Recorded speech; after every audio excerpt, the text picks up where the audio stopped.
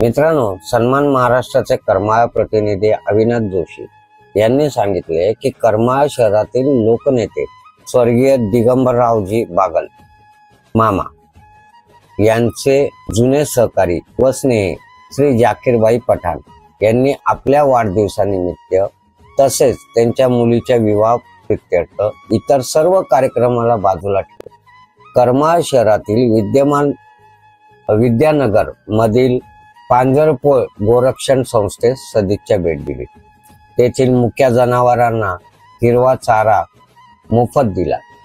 मुक्या जनावरांना अन्न पाणी देणे हे आपले प्रथम कर्तव्य असल्याचे सांगून जाकीरबाई यांनी इतर पारंपरिक कार्यक्रमांना बाजूला सारून व अवास्तव खर्चाला बाजूला सारून व शाळेतील मुक्या जनावरांना हिरवा चारा देण्याचे ठरवले आणि यात त्यांचे सर्व कुटुंबीय मित्रवर्ग सहभागी झाले.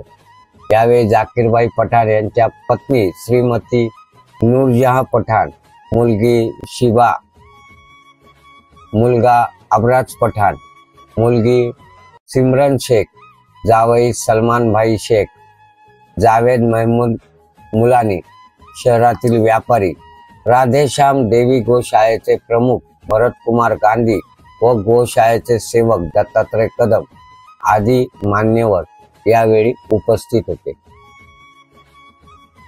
या उपक्रमाबद्दल मकाई कारखान्याचे माजी चेअरमन माननीय दिग्विजय बागल यांनी श्री जाकीरबाई पठाण यांचं व त्यांच्या कुटुंबियांचं या उपक्रमाबद्दल स्वागत केले. या निमित्ताने श्री जाकीरबाई व त्यांच्या कुटुंबियांनी एक नवा आदर्श समाजासमोर ठेवला आहे, असं देखील दिग्विजय बागल म्हणाले, ज्याची दृश्य आपण स्क्रीनवर पाहत होता. मित्रांनो, व्हिडिओला लाईक शेअर करत चला.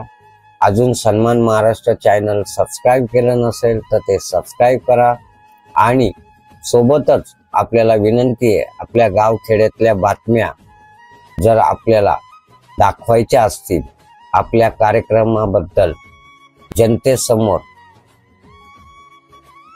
सांगायचे असेल तर आमच्या सन्मान महाराष्ट्राच्या व्हॉट्सअप नंबरला आपण संपर्क करू शकता, बातम्या पाठवू शकता. आम्ही त्या नक्कीच देऊ. तुर्तास एवढेच. हो, अजून सन्मान महाराष्ट्र चॅनल सबस्क्राईब केलं नसेल तर ते सबस्क्राईब जरूर करा. परत भेटू नवीन विषयासह पुढच्या व्हिडिओतून.